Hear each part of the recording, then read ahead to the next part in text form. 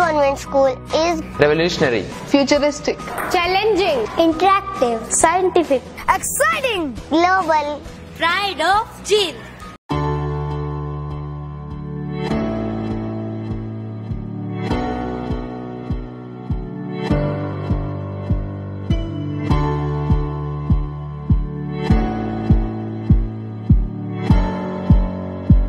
कल 1 तारीख को अंसी के अंदर हमारी पार्टी की तरफ से एक राज्य स्तरीय रैली होने जा रही है और रैली की सारी तैयारियां संपूर्ण कर ली गई। अब तक जितनी भी रैलियां इस प्रदेश में हुई है, हमारी ये जो रैली है उस सब का रिकॉर्ड बीट करेगी। जो लोग लगातार कांग्रेस के, बीजेपी के, कोई और दूसरे राजनीतिक दलों के लोग ये कह रहे थे कि इंडियन नेशनल लोकदल पार्टी फिर कहीं कमज़ोर हुई है, 100% उन लोगों को बहुत करारा जवाब इस रैली के माध्यम से मिलेगा।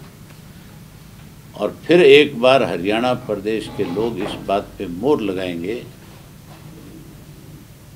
कि आज भी लोगों का अथाह विश्वास, अथाह प्यार, स्नेह चौधरी ओम प्रकाश चौटाला जी के प्रति है।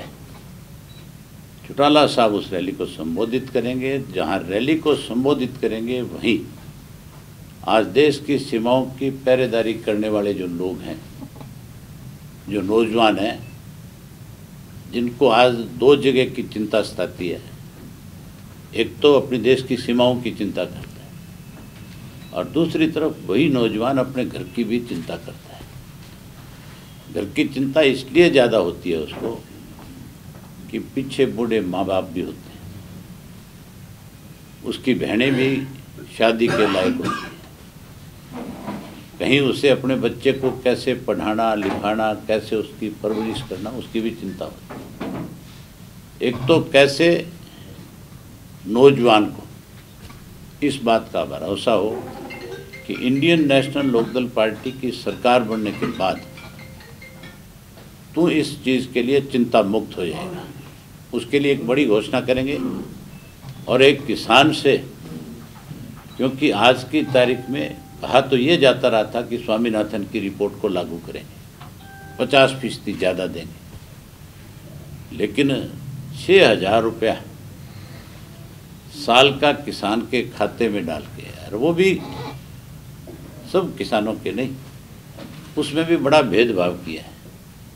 किसान के ऊपर सीलिंग है, एक किसान 18 एकड़ से ज़्यादा ज़मीन नहीं रख सकता, और उन्होंने उस सीलिंग पे एक और कैप लगाई है, जिसमें 1 हेक्टेयर का जो किसान है उसके खाते में वो पैसे जाएंगे। आज तेलंगाना स्टेट में सीधे पर एकड़ के हिसाब से 10,000 रुपया सालाना वहाँ की सरकार किसान को इसलिए देती है कि उसकी बुआई और बिजाई में उसको किसी किस्म की कठिनाई ना हो।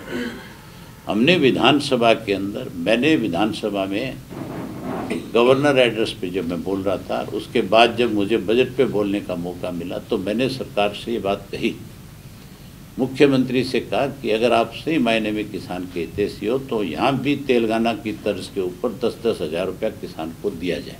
सरकार बात किसान की करती है, कैसे किसान को कमज़ोर किया जाए, इसके लिए लगातार योजनाएं बना रही है।